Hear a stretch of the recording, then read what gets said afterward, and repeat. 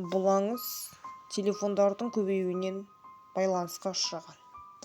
Оның және оған ұқсас бала адамдардың кезінде көптеген фильмдер түсірілді. Олар телефондардың әзіл қалжыңға жол бермейді. Кез келген сұраққа жауап бере алатын Сатуруды білесіз бе?